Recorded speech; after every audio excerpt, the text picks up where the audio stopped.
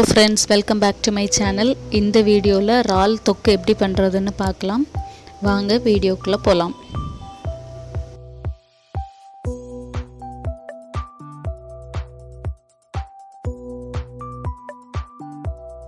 ராலை நல்லா நீட்டா கழுவி வச்சிரணும். முதல்ல ஒரு panல நம்ம கழுவி வச்சிருக்க கூடிய ராலை தட்டி லைட்டா பிரட்டி எடுத்துறணும். ஏன்னா ரால்ல வந்து தண்ணி விடும்.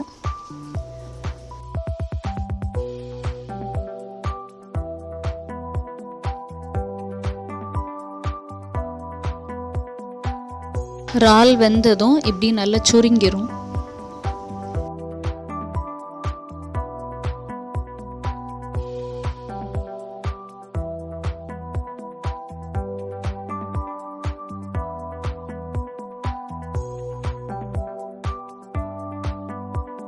ரால் நல்லா வெந்துச்சு.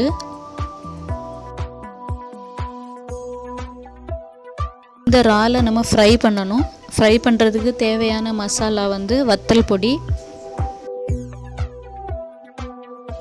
மஞ்சள் பொடி,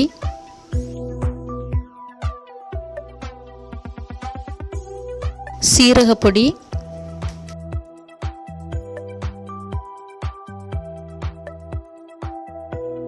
நல்ல மிளகு பொடி,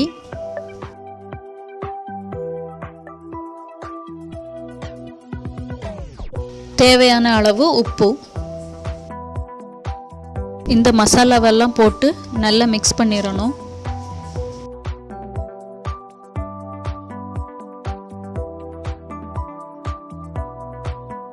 இந்த மசாலா கூட நம்ம அவிச்சு வச்சிருக்க ராலை போட்டு நல்லா மிக்ஸ் பண்ணி ஒரு 15 நிமிஷம் நல்லா ஊற வச்சிடணும்.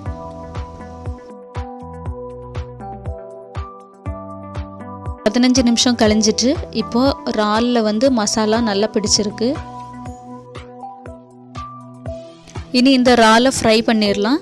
ராலை ஃப்ரை பண்ணுறதுக்கு நான் தேங்காய் எண்ணெய் யூஸ் பண்ணியிருக்கேன்.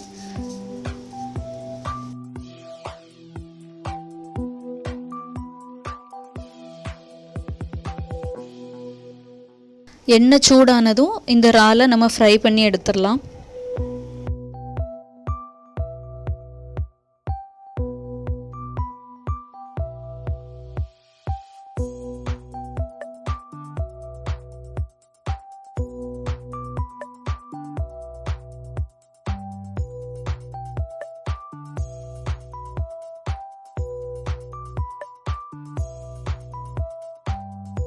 ரால் ஃப்ரை ஆயிட்டு. இனி ஃப்ரை ஆன இந்த ராலை தனியாக ஒரு பிளேட்டில் மாற்றிடலாம்.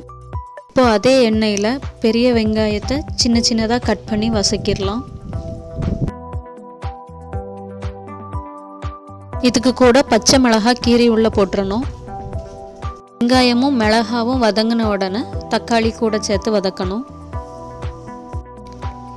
தக்காளி கொஞ்சம் வதங்கினதும் இது கூட கொஞ்சமாக கரம் மசாலா போட்டு நம்ம ஃப்ரை பண்ணி வச்சுருக்கக்கூடிய ராலை கூட சேர்த்து ஒரு பிளேட் வச்சு மூடி கொஞ்ச நேரம் வேக வச்சிடணும். எண்ணெய் இப்படி தனியாக பிரிஞ்சு வரக்கூடிய கன்சிஸ்டன்சி வந்ததும் அதுக்குள்ளே கொஞ்சமாக கருவேப்பிலை போட்டு கிண்டிடணும்.